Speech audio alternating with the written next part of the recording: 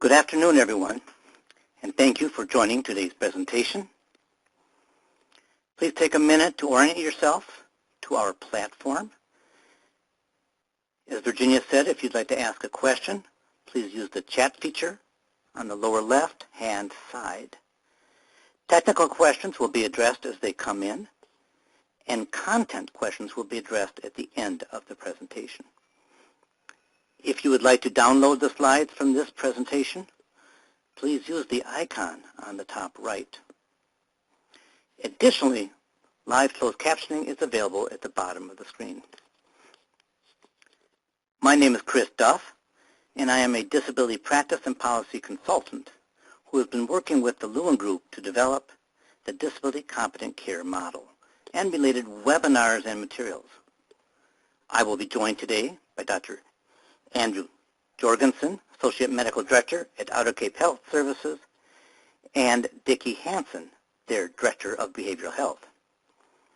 Together, Andy and Dickie bring years of experience in building integrated primary care behavioral health teams.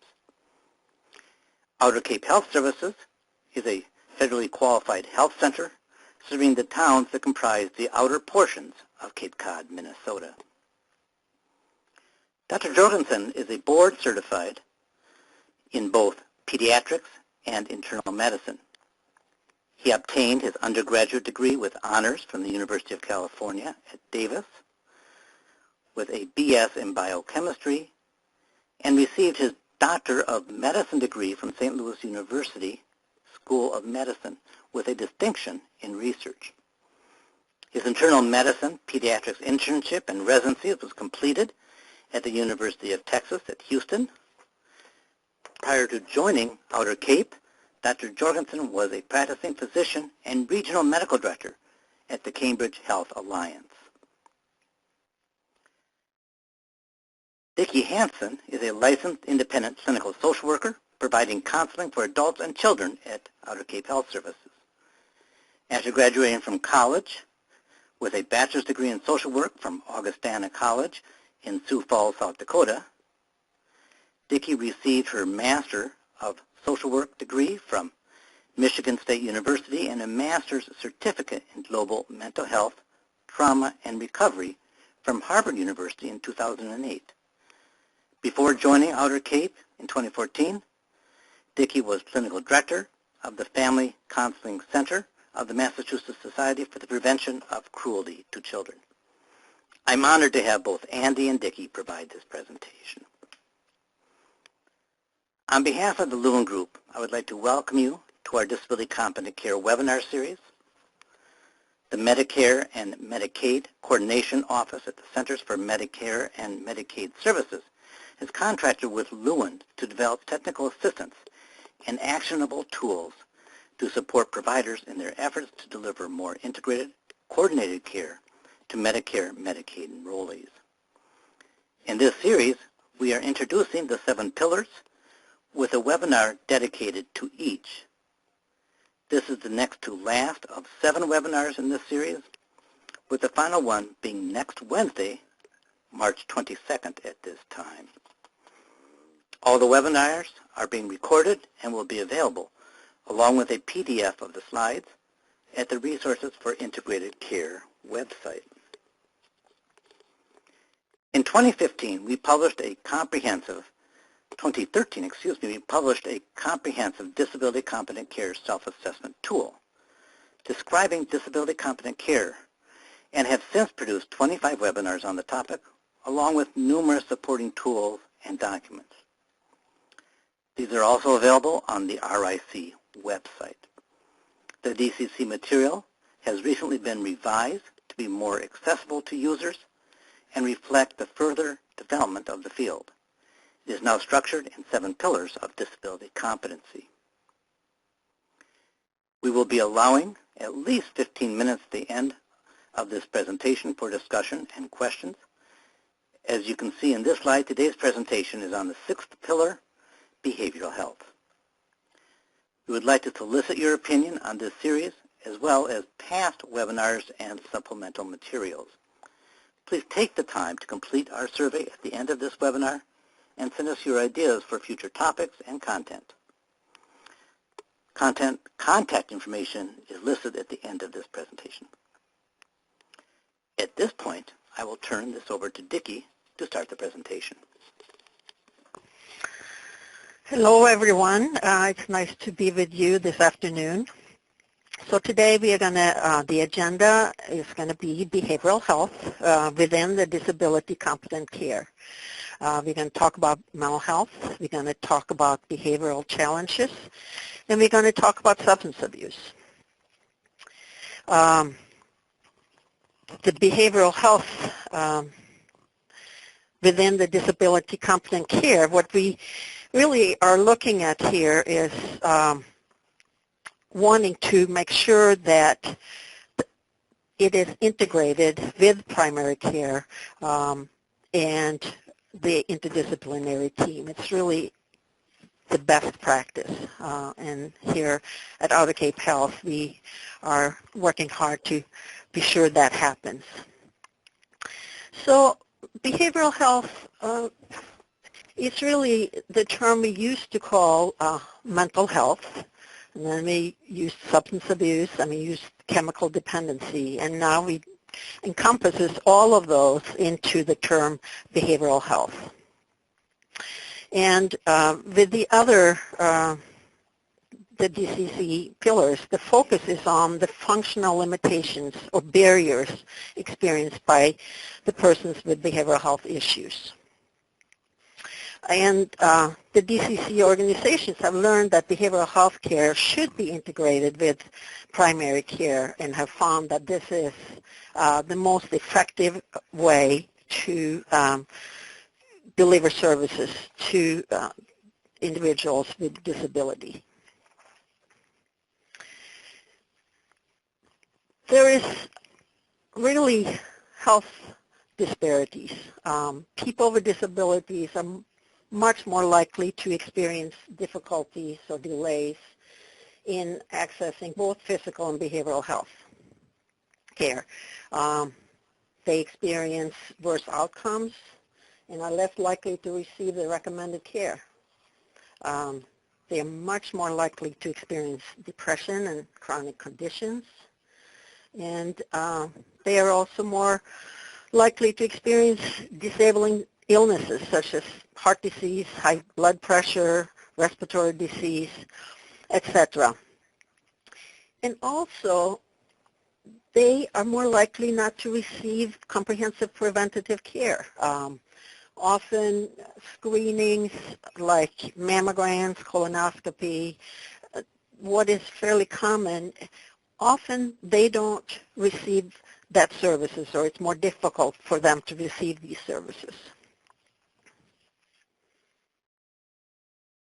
I'm going to take over from here. And again, Chris, thank you for having us today. So what Dickie was mentioning was thinking about integration from an individual level, but what are the reasons we want to focus on integration of behavioral health into primary care from a population level? Well, we know that disability status and health disparities are often associated with poor performance on measures that are linked to payment and value-based purchasing programs, so lower diabetes control, lower blood pressure control, less likelihood to complete recommended cancer screening programs and such.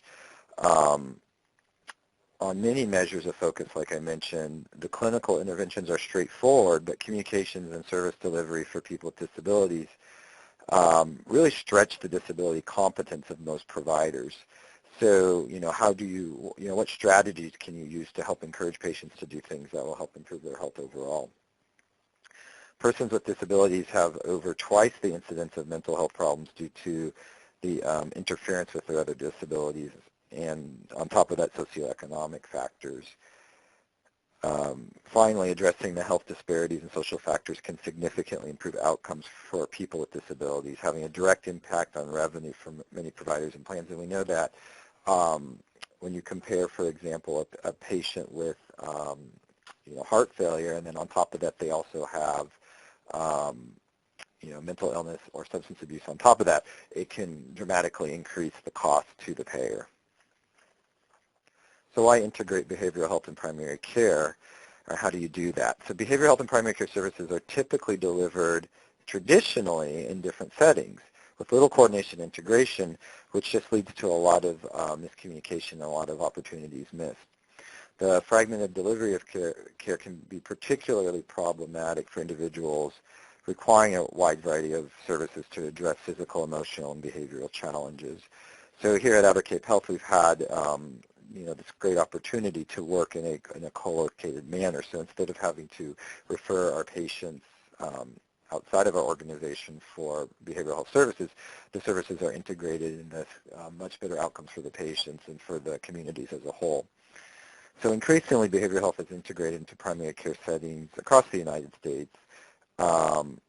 And some health plans, integrated health plans, are also starting to embed primary care into behavioral health clinics. So there are movements for integration, for example, for patients whose primary problem is schizophrenia, it might be better for them to have a established behavioral health clinic for which an internist or a family medicine physician or mid-level comes and takes care of the patient in that behavioral health setting. Here at Outer Cape Health, we've integrated the behavioral health into the primary care setting.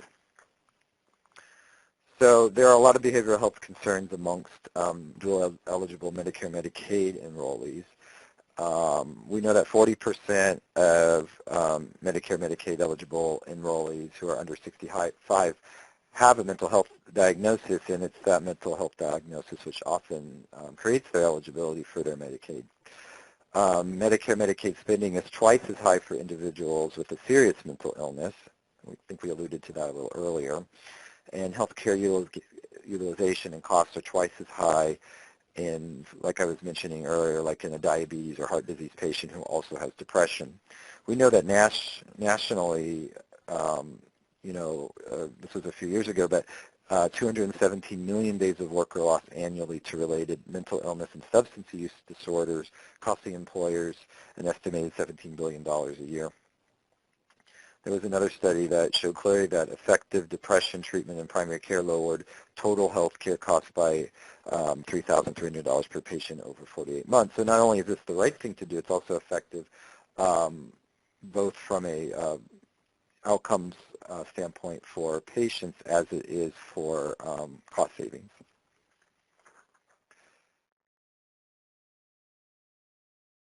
So we're going to transition to talking more specifically about how mental health is addressed in the primary care setting. DCC defines mental health from a functional perspective, where it is viewed as a state of well-being in which participants realize their own potential, can cope with the stresses of life, can work productively and fruitfully, and are able to make contributions to their community. So it's restoration of functionality. That's the focus. So we do screen patients for depression in the primary care setting, as many different primary care health centers are doing. We know that the incidence of depression and anxiety is higher among adults living with functional limitations or disabilities. We also know that depression and anxiety can be a primary disability, or it can be secondary to the direct result of the patient's life as a disabled individual. In the end, though, the important thing is to identify the patients, the people who have behavioral health issues, and be able to institute treatments. So it's important that the integrated delivery team assess each participant for depression and anxiety and discuss the results with the participant and develop plans accordingly.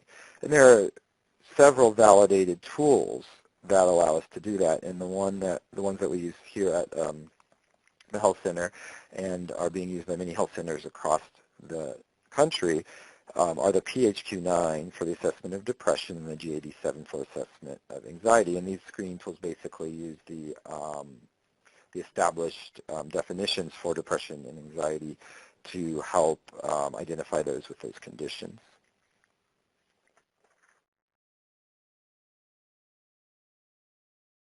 We have found it incredibly beneficial to include mental health professionals in the interdisciplinary team. And that's a key value of the DCC model, because each participant with a mental health concern is able to rapidly and quickly have the input, involvement of a mental health professional or specialist. Not all persons with disabilities present with a mental health concern, but by screening these individuals, you're able to identify those who do have an issue and have an intervention early when an issue presents itself. So a person with a disability may not initially have anxiety or depression or a substance use problem, which we'll talk about later, but it may become apparent later in their involvement with the interdisciplinary team. And that's why it's important to have the mental health professional readily available and accessible to the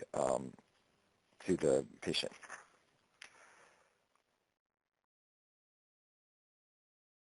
We're going to talk a little bit about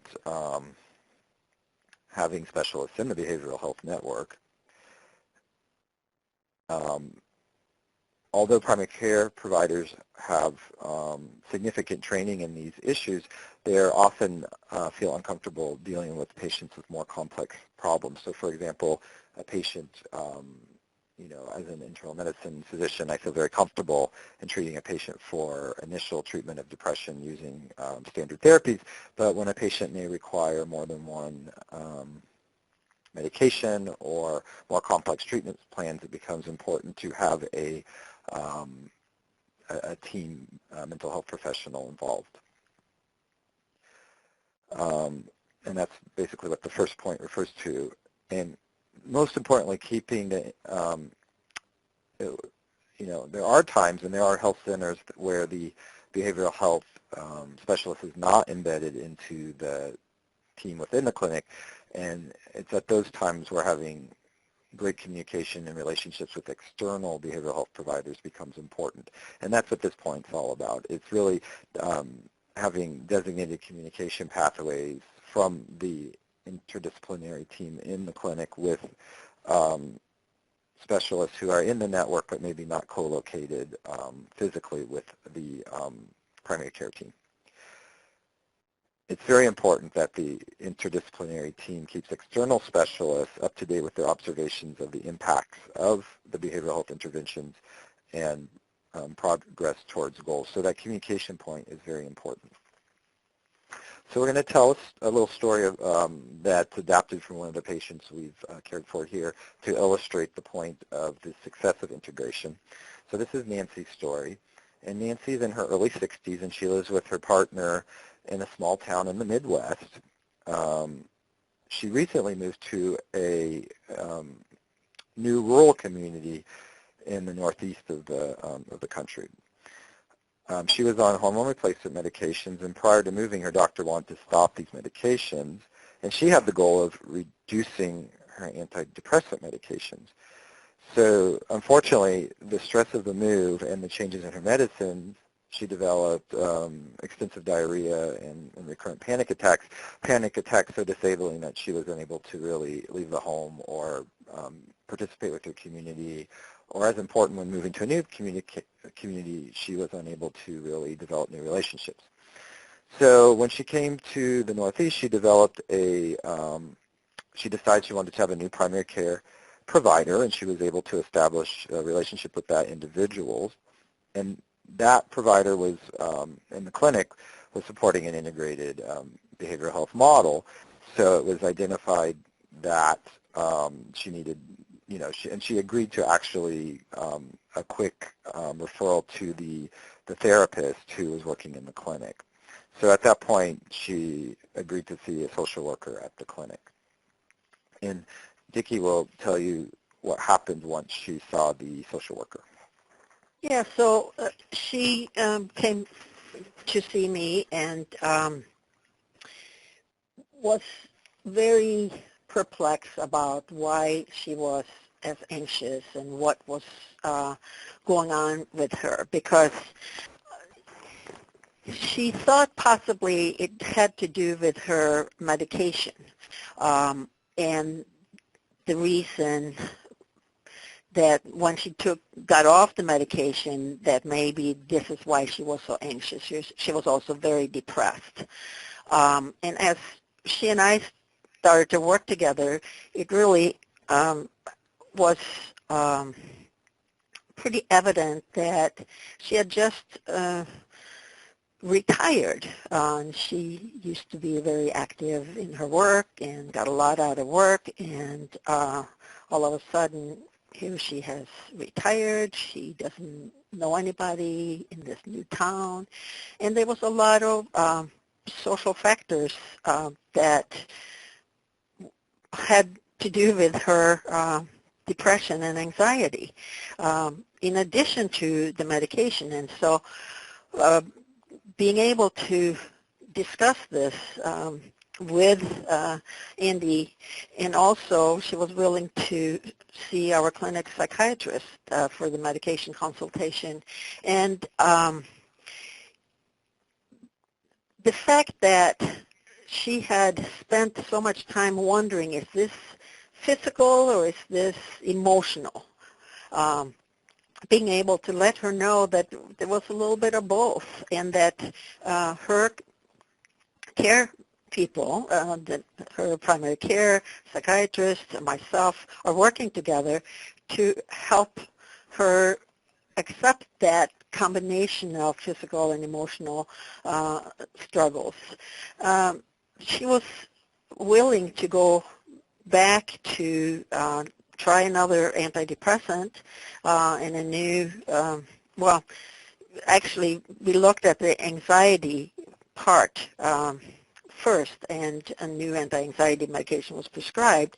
And then she was also willing to return to the hormone replacement at a very different dosage, and it was much more effective for her. She's doing really well. She continues to see me weekly, but she's back into being able to put structure into her life. She's doing a lot more of her art that she always wanted to do when she couldn't, when she was working, and she's being able to do more of that, but she is realizing she needs structure in her life that work used to provide to her, and that has taken care of her anxiety to a great extent. And she's also making new friends, and her relationship with her wife is much, much better.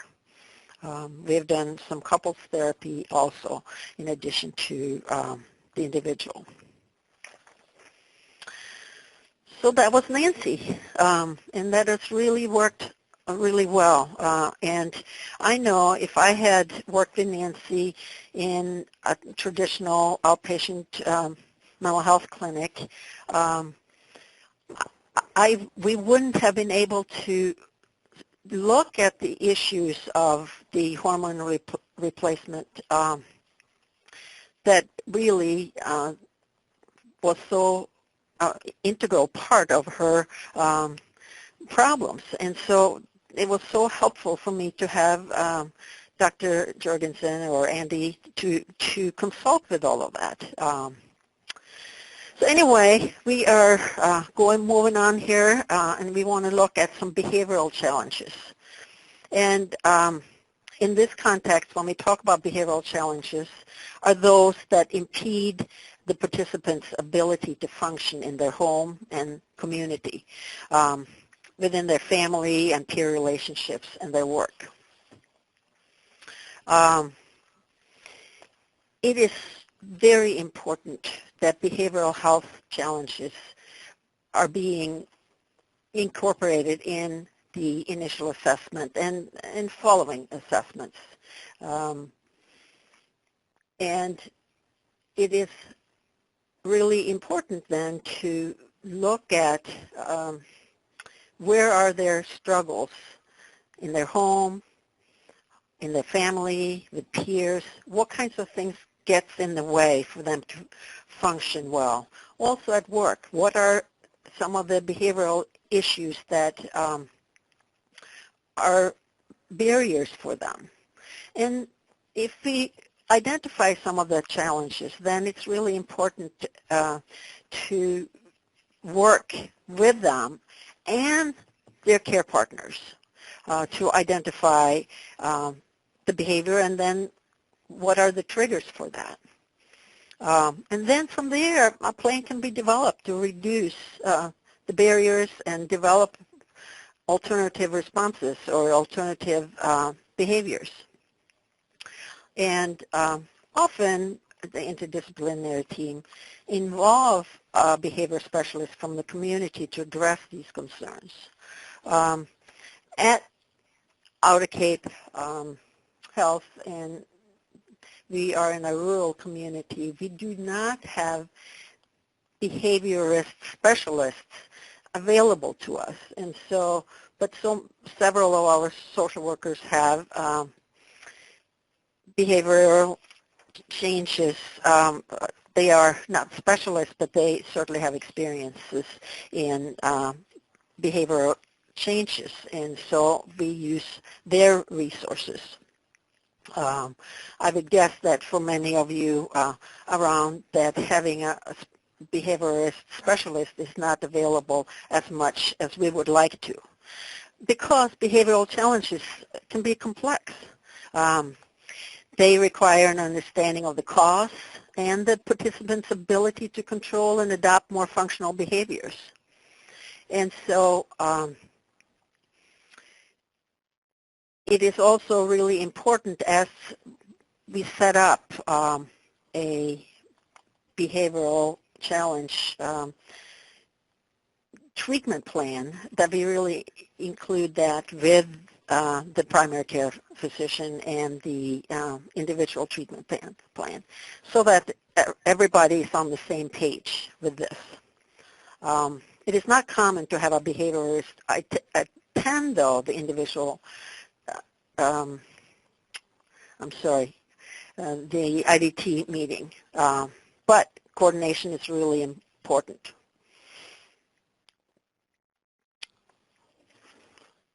So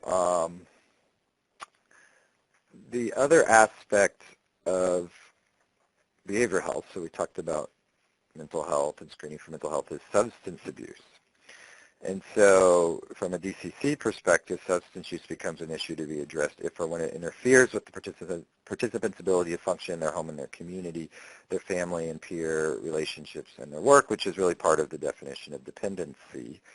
And so just like depression and anxiety, we're now screening for substance use in the primary care setting. So it's highly recommended that screening for substance use be included in all initial and subsequent assessments. It really normalizes the issue with participants and gives them an opportunity to discuss it openly. So every physical that's done in the primary care setting, we screen for alcohol dependency, and similarly every initial or subsequent assessment from a DCC perspective, likewise there should be screening.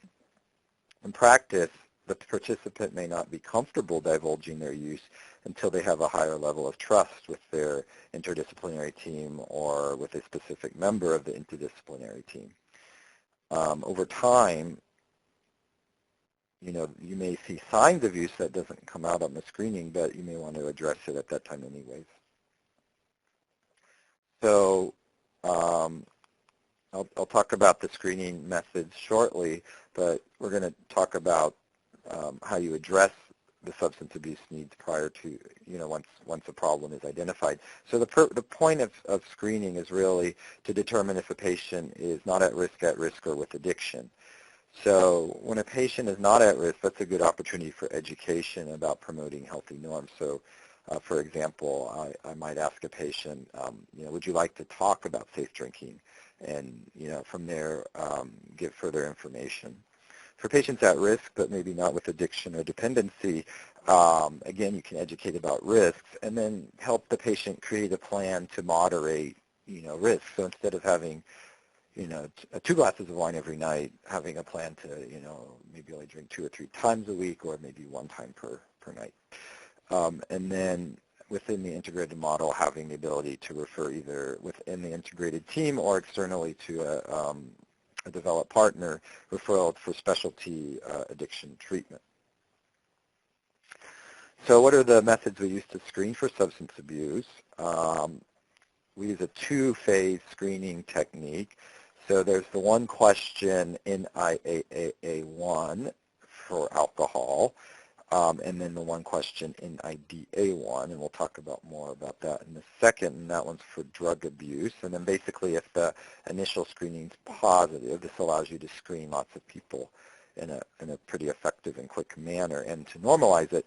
But there's the audit and the DAS-10, which are 10-question screening tools used to explore in more depth. So the basic idea is the initial screening doesn't provide risk. It just, or I should say, it doesn't provide degree of risk. It just allows you to know is the patient at risk or not. And then the more formal screening helps you better define the degree of risk. So basically, you'll see on, we'll catch up on the slides here. We're going to move on to the screening protocol, which you see before yourself now. And you can see how it's really summarized nicely here, where if, either or both the initial screeners are negative, you reinforce the healthy behavior. If either is positive, then it goes on to either or both more advanced screening tool. And then that then leads to the ability to use motivational interviewing and other behavioral change techniques to set up a plan with the patient. Now, you may think, oh, this is all being done by the behavioral health member of the team, but actually it's not. Throughout primary care, there's now a focus on training the primary care team how to actually do some of these brief interventions, saving the behaviorists and the behavioral health professionals for the more complicated situations. So I'm going to have Dickie now speak a little bit to, the stages of change and how we actually help participants recognize and deal with their substance abuse.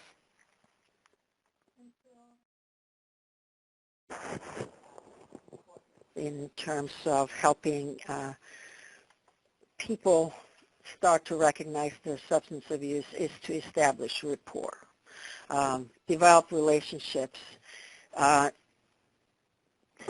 No substance abuse person will say, oh, I have a problem, unless they feel like they can trust the person. And this is where it's so important that the primary care physician are doing some of the initial screening.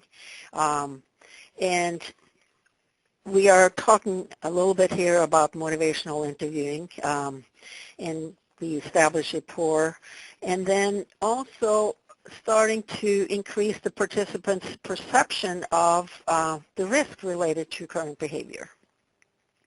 And then that's the pre-contemplation stage. We go into then contemplation, and that is we want to elicit reasons for change, risks of not changing, and elicit self-motivational statements. And it's important that this is not something we are telling them, but that they themselves are able to come up with some of these thinking, and what is really good about your drinking, what gets you in trouble with your drinking. And as they are moving more and thinking about maybe wanting to stop, then we also need to prepare them and offer a menu of options for change or treatment. So many have a very limited view of what treatments are available, and by offering the many different options they have, it can also help them step closer to taking action.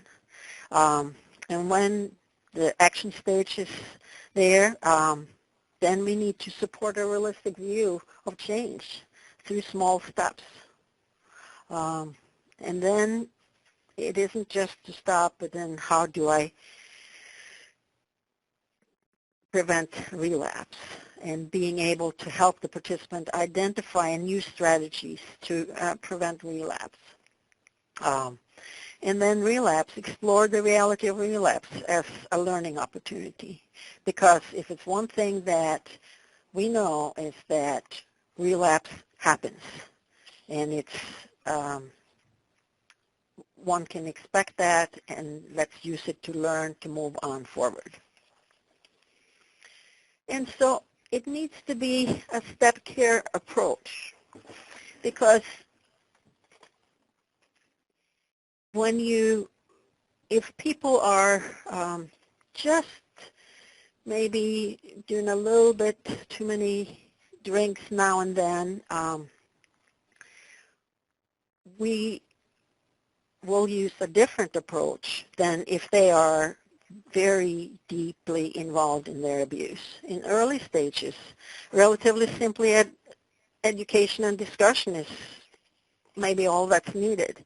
If in later stages they may benefit from self-monitored reductions in their usage and having someone to discuss their ability to self-control. If they are unsuccessful in their self-control, they may benefit for stronger intervention, such as formal treatment approach. And so what are the model that we are using to promote recovery? And this recovery model that we want to talk to you about has been very, very helpful and has shown through research that it is very helpful. So the 10 guiding principles of the model includes, and this is the important piece. Number one, we want to make sure that we instill hope. And often that isn't the issue so much for all mental health difficulties, and that is the lack of hope. We want to make sure that the recovery model and the treatment model is person-driven. It's not us telling them how they should succeed. It is helping them come up with ways that works for them. And it occurs through multiple pathways. Recovery helps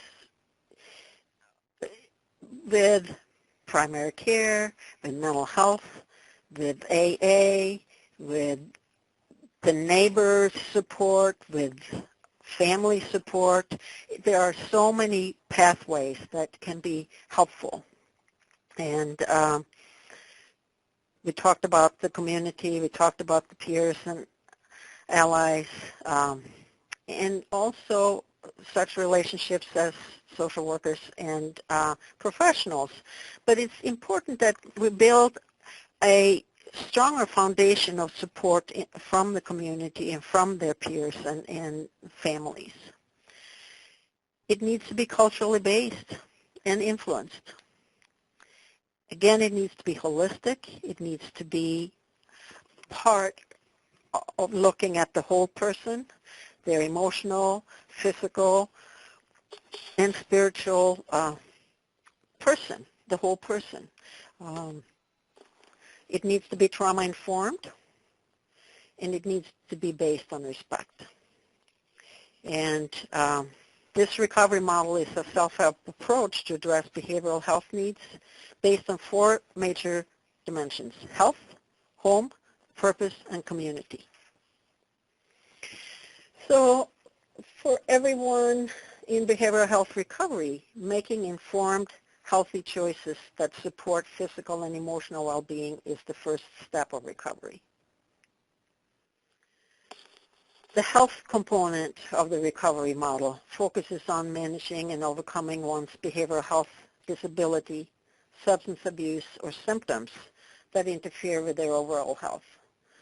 For example, abstaining from the use of alcohol, illicit drugs, and non-prescribed medication if one has an addiction problem, or attending Overeaters Anonymous.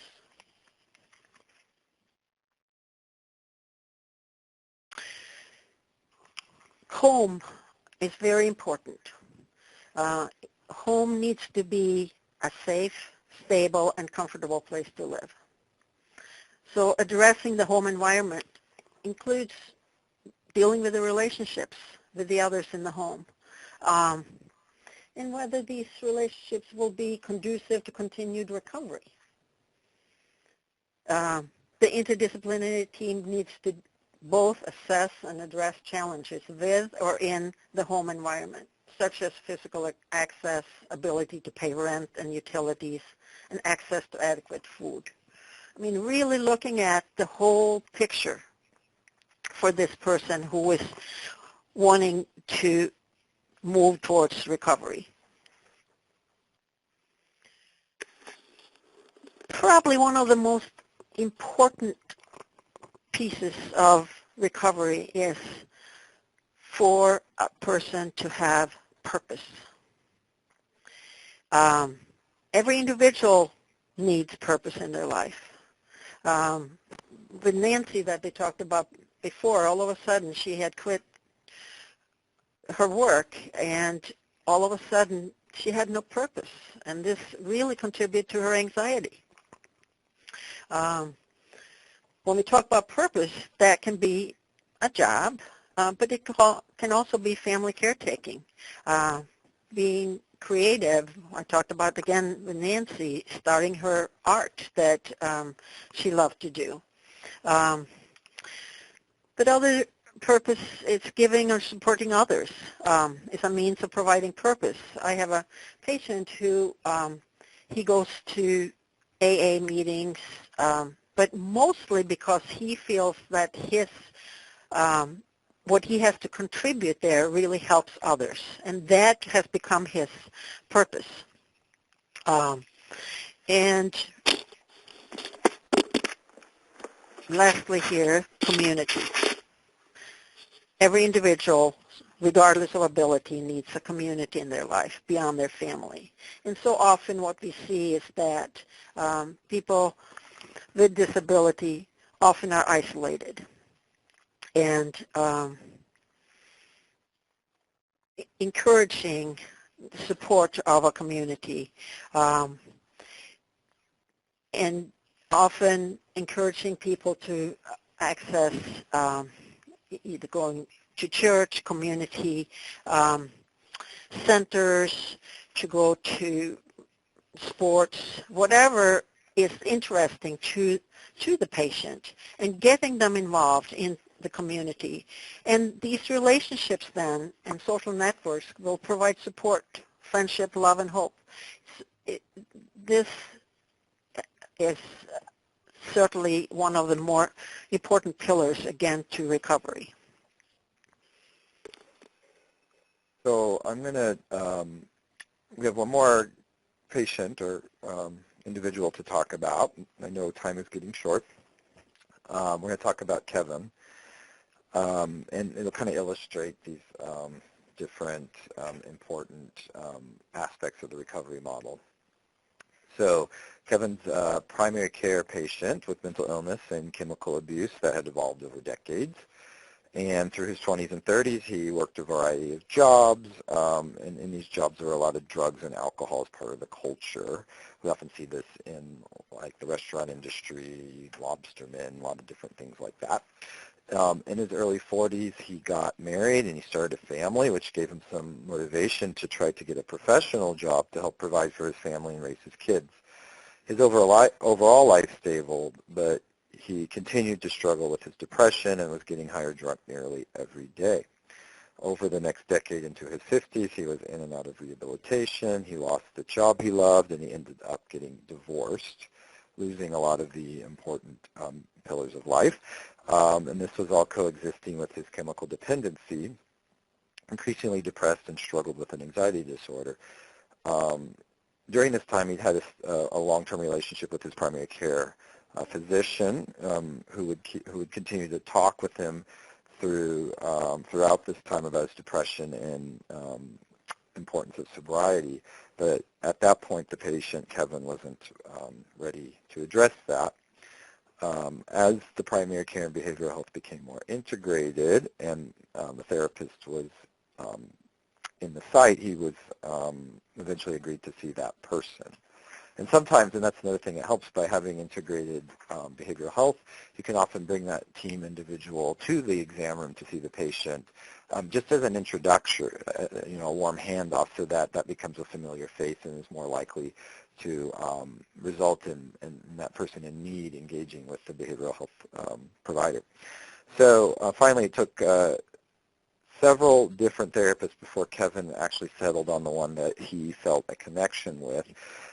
Once he found a therapist for him, he was able to see the impact of his usage, and he was able to maintain the sobriety. It was a very difficult path to wellness. He lived in a halfway house, but with the help of the therapist, he was able to keep focus and finally living on his own and moving forward and acknowledging his addiction and mental illness.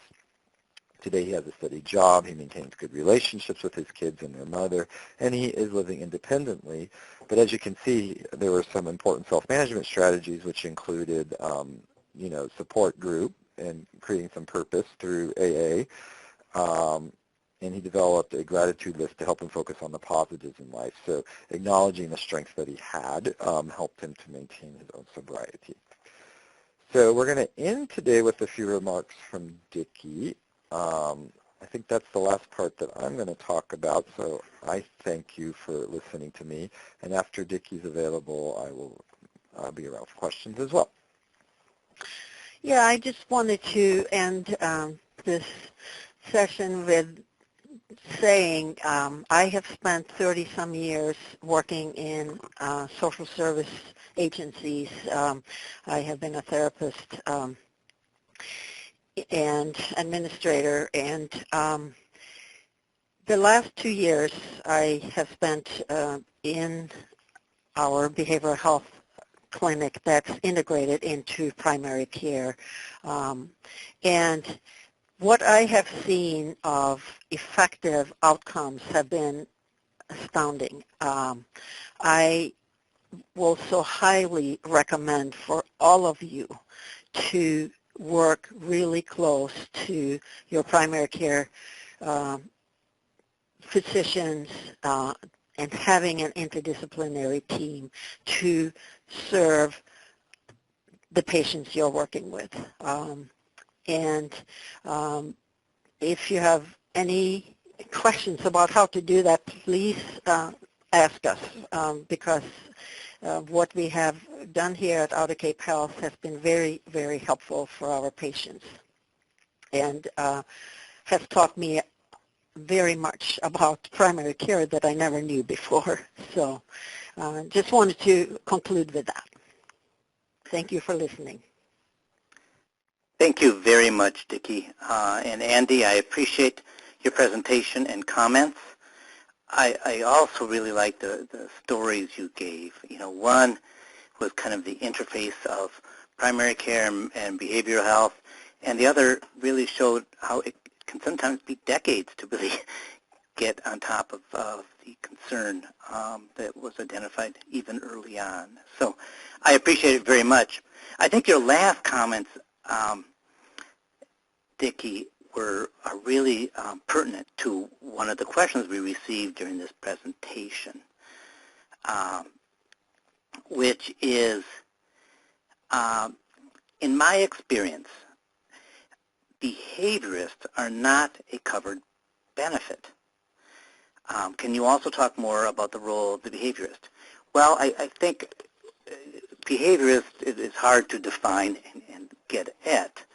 And sometimes they're in the benefit set, sometimes they're not. In Medicaid, it's a state option if it's in the benefit set in terms of a formal, separate service. What I would like to encourage you to do is step back from thinking of it as separate. The focus of what this whole presentation is about is the functional ability of the participant to live their lives in their community.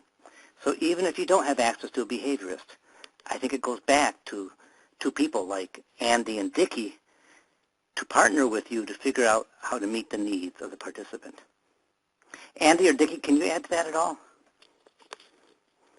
Well, I think that our description of the integrated model is really the foundation. I mean, we serve as kind of the safety net, and you know, part of what we've done and what the focus has been on is trying to end the distinction between what is mental health and what is primary care, and it just becomes more of a fluid relationship, so that we're less concerned about piecemealing the resources. So just everybody in the health center then is helping patients however we do that. And you know, the funding is important, but within our integrated model we have more flexibility in how that happens. Thank you, Andy. I appreciate that. I also just kind of want to give some, I know there is a, Jennifer Valentine talked about a great program at UMass. I'm familiar with that too. There's also a lot of resources at the SAMHSA website, so I would encourage you to look there also. This also relates to the next question that came in, and that is, does this present itself in a multidisciplinary team with behavioral health provider, primary provider, and community resources? How do you arrange the participation and sharing of information in practice? So how do you get those people, those providers, to kind of work as a team?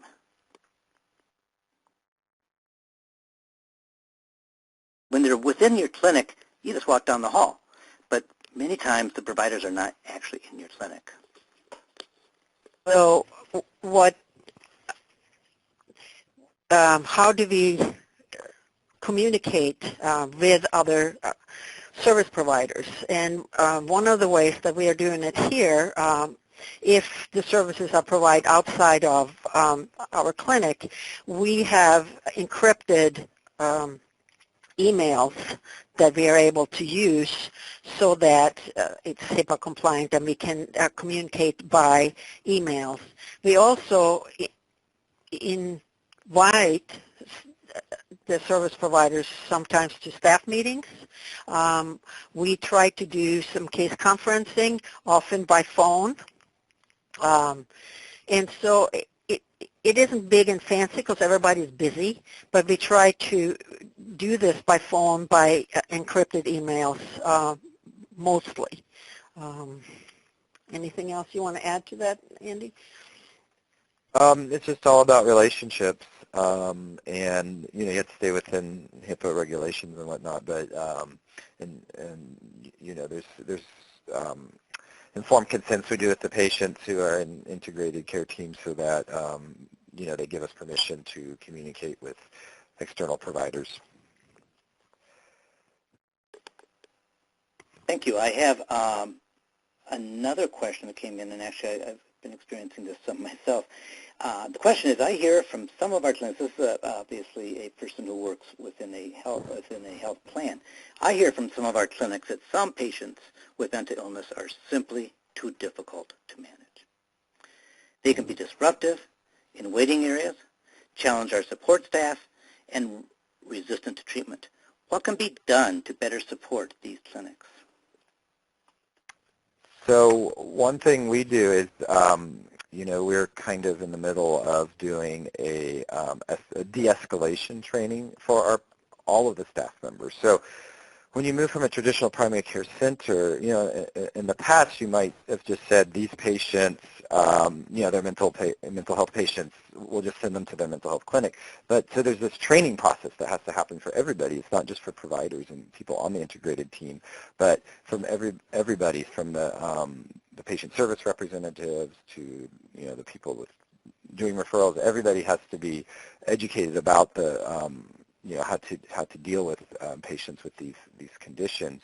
And the fact of the matter is, when you're in primary care, there's nobody you say no to. I mean, we're here to care for everybody, and so it just becomes an important thing that we have to deal with. Now, with that said, you know, sometimes you do have to have behavioral contracts and other similar sorts of interventions with patients, and sometimes, because now you're integrated, the behaviorist or the behavioral health person can help the patient moderate their behavior within the health center. I think we have time for at least one more question. There's a great question from Dr. James Rohde, someone who I know and has decades of experience as a primary care physician working with people with disabilities. He brings up the issue of people with severe persistent mental illness and addiction to tobacco. He perceives, and I think this is shown up by stats, that that group has significantly reduced life expectancy, and he thinks it's directly related to tobacco use.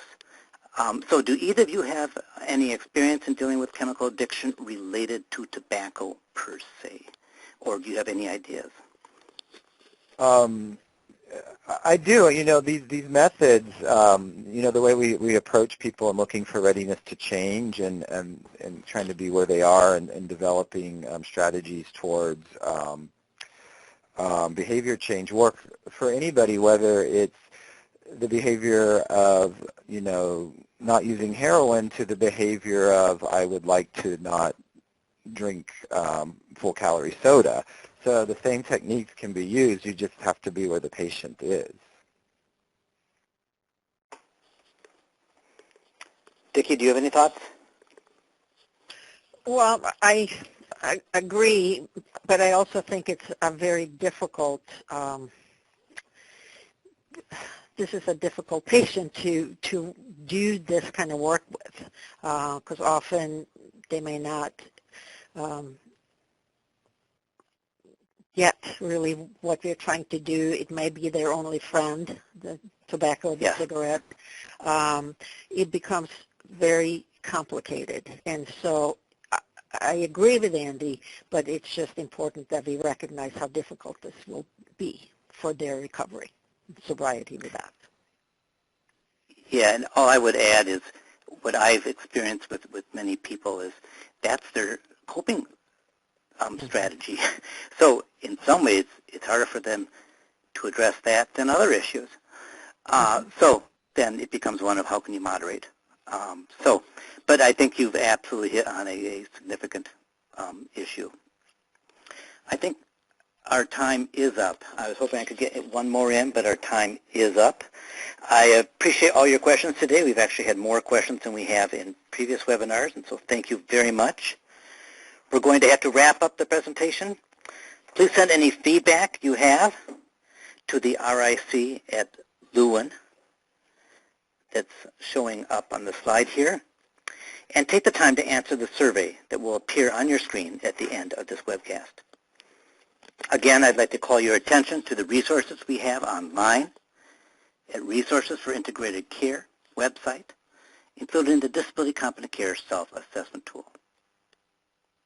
Please join us 1 week from today for our 5th webinar, Disability Competent Care Coordination.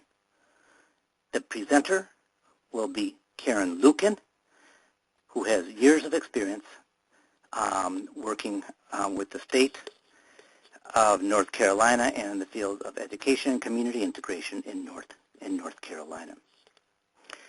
Again, I would like to thank you and the Center for Medicare and Medicaid Coordination for sponsoring this webinar and the entirety of the Disability Competent Care work. Thank you for attending.